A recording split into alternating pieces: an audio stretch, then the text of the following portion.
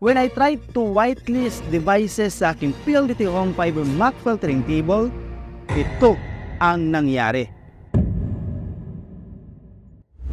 Sarili kong cellphone hindi na makakonect sa sarili kong PLDT Home Fiber Wi-Fi. Nangyari na ba sa inyo ito mga ka-IT?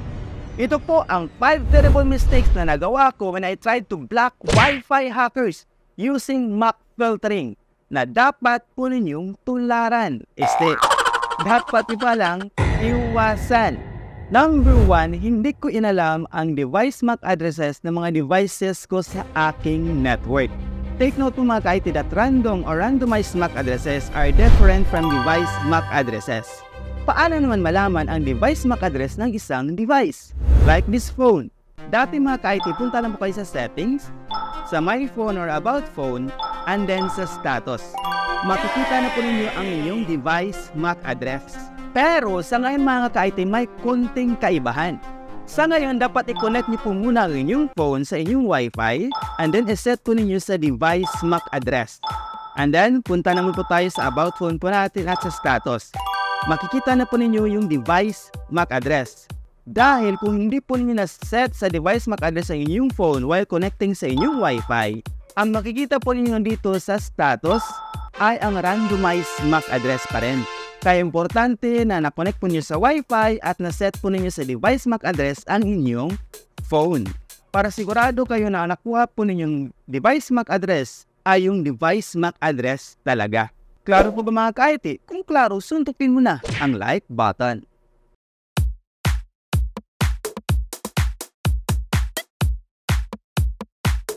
Number 2, hindi ko inalam ang limitations ng aking mga devices. Ano bang ibig kong sabihin?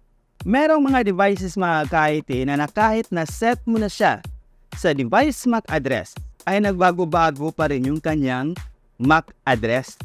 Example po dito mga ka-IT sa experience ko lang is the Nokia phone. At meron din pong mga devices mga ka-IT na walang option to set device MAC address or randomized MAC address, pero matik nagbago-bago pa rin yung kanyang MAC address. Ang example po nito mga ka-IT is yung mga Class A na smartphones. Ano po bang solusyon natin dito? Do not turn off the Wi-Fi of these phones mga ka-IT, or wag po nyo i-turn off ang phone itself para ma-maintain po nyo yung MAC address ng phone na ito. Pero kung either na-turn off po yung Wi-Fi or na-turn off po yung phone mismo, you have to input their new MAC address dahil sa malamang nagbago na po ang kanilang MAC address. Number 3, hindi ko inuna erehistro ang device MAC address ng phone or device na gamit ko to configure MAC filtering.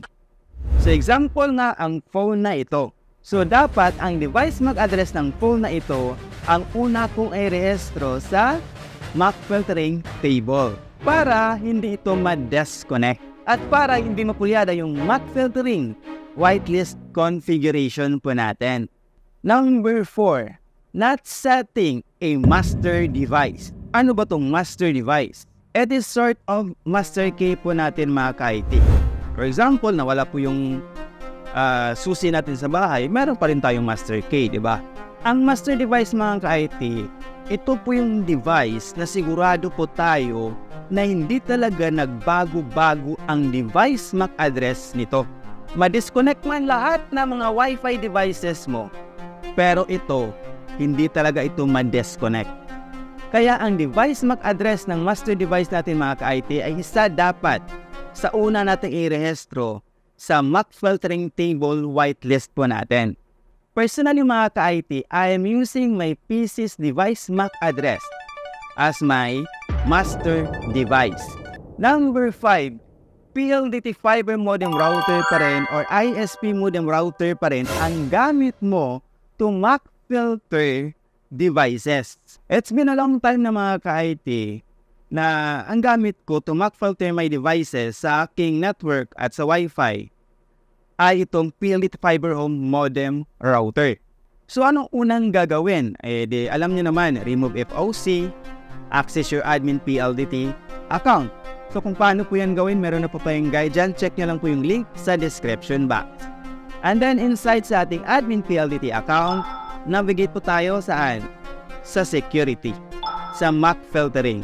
Enable MAC filter, whitelist, input the MAC address, enable, and apply. Ngayon, ang problema, after 1 minute, after 2 minutes, may gusto ka namang i-add sa inyong MAC filtering table whitelist. Eh, anong gagawin mo ulit? Remove FOC ka naman. Access admin PLDT ka naman. Ang problema, na-remove mo yung FOC, wala ka namang internet connection. Putol naman.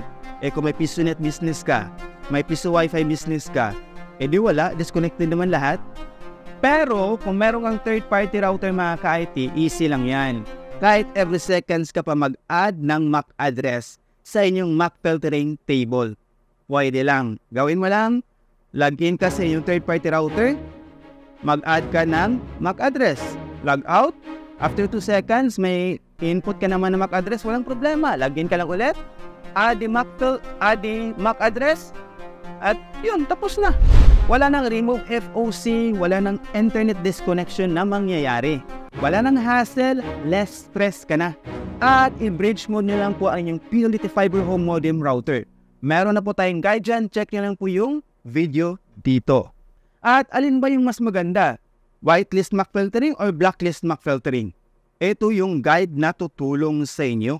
And of course, sa tech coaching po natin, PM lang sa FB page po natin, Kuya IT Official.